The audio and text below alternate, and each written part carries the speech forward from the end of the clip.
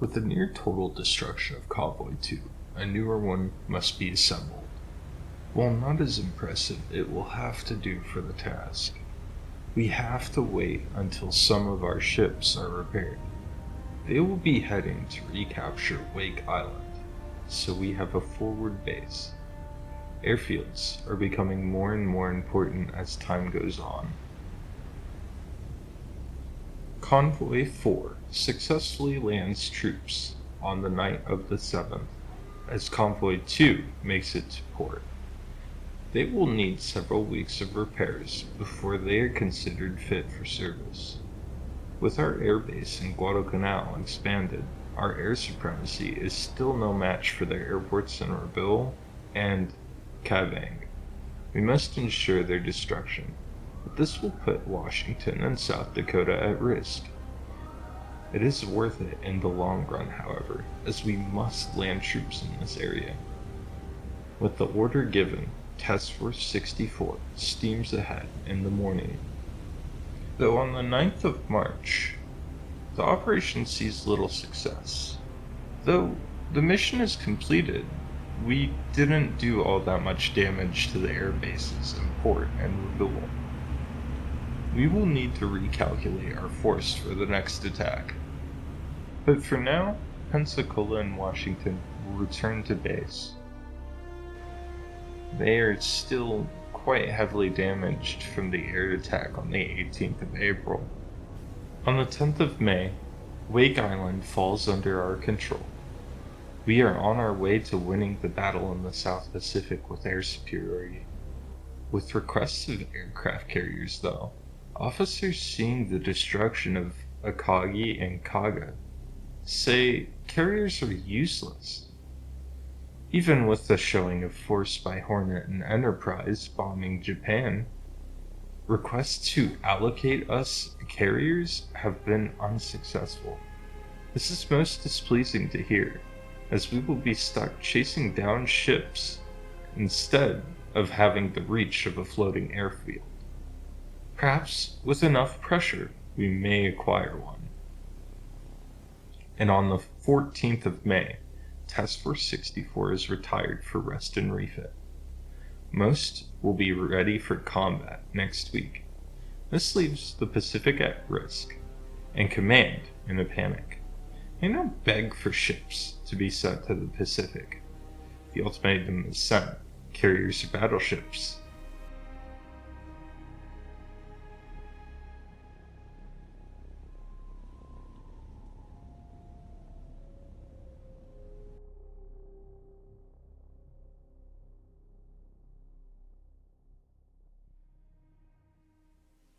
With a long series of negotiations, the fleet is reorganized. Let's quickly go over our new friends. While our officers are still unsure of carriers, we have been approved a small task force, Carrier Task Force 3, containing USS Wasp, a scaled-down, treaty version of the Yorktown class.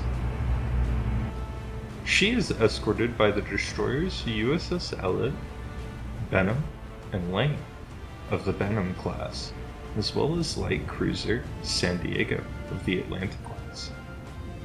Wasp must prove herself, as high bars are set. Next up, we have Task Force 61 under Frank Jack Fletcher on his flagship, USS North Carolina. She is escorted by the Atlanta class USS Juno, USS Salt Lake City of the Pensacola class, who, if you remember previously, had her B turret completely blown off. USS Indianapolis of the Portland class, who we already have history with.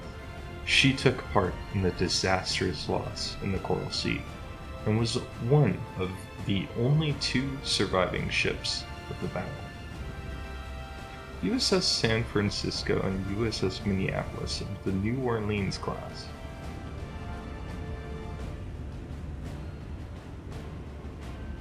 And a rather small British friend, HMS Tenedos of the Admiralty class.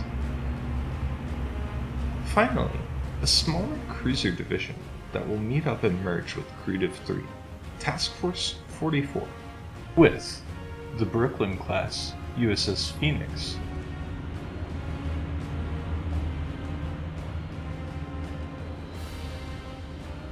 destroyers USS Bagley and Patterson of the Bagley class,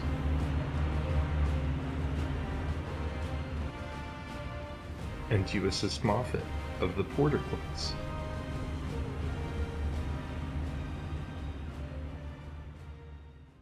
Combat operations resume on the 15th of May, as a PBY Catalina Recon Patrol finds a submarine.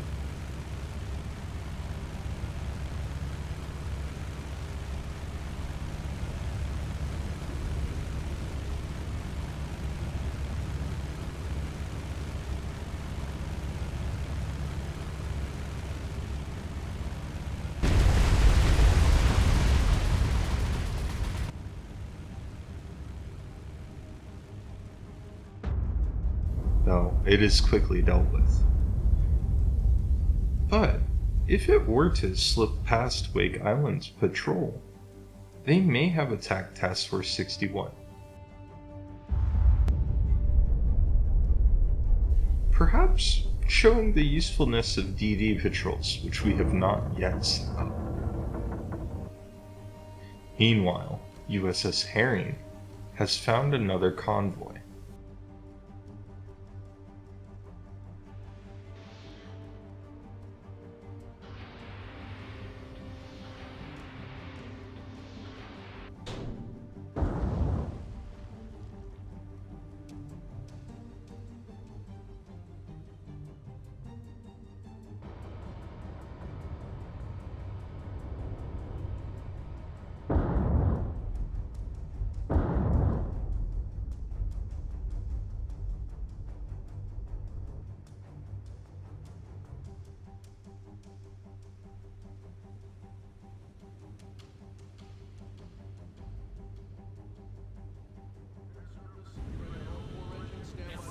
After expending all of her torpedoes, she surfaces to engage with her 5-inch gun.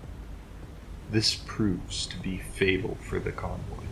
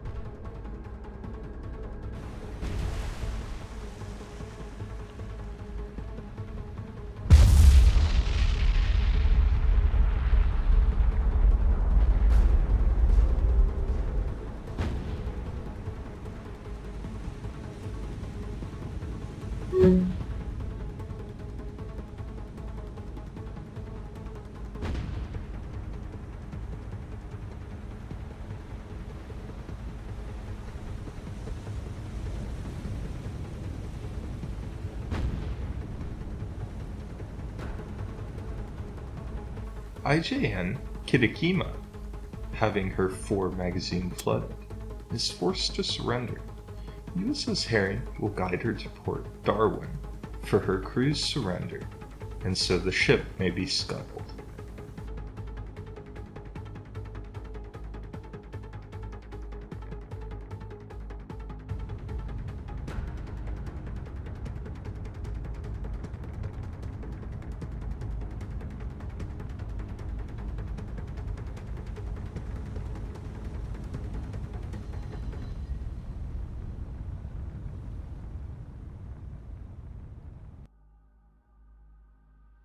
On the 20th of May, 200 nautical miles north of Santa Cruz, North Carolina picks up surface ships on her radar.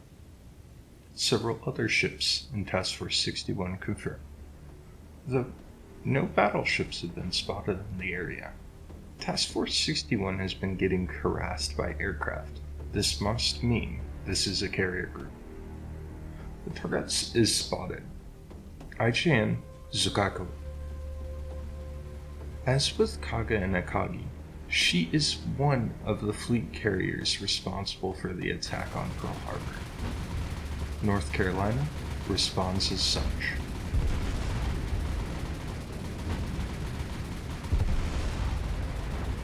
Aircraft from USS Wasp assist the task force in scoring multiple hits on the resilient carrier.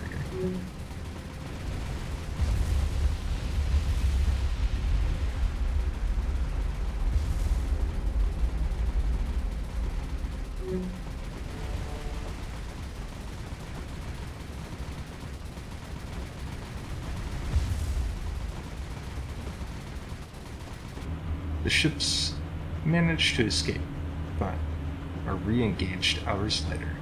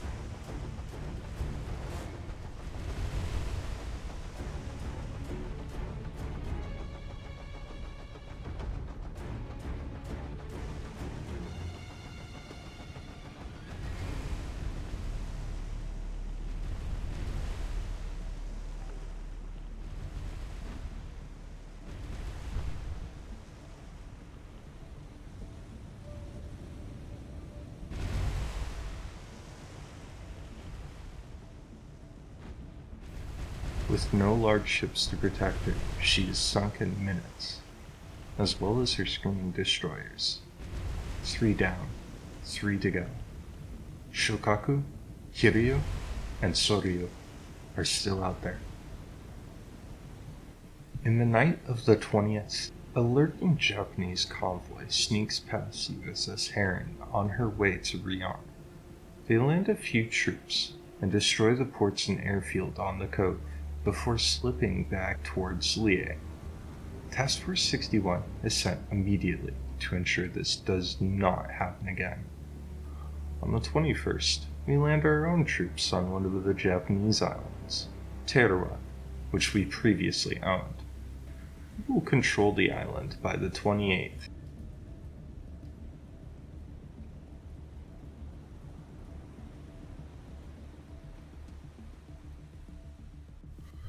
That's gonna do it for this episode. Thanks for watching, and be sure to comment with any input.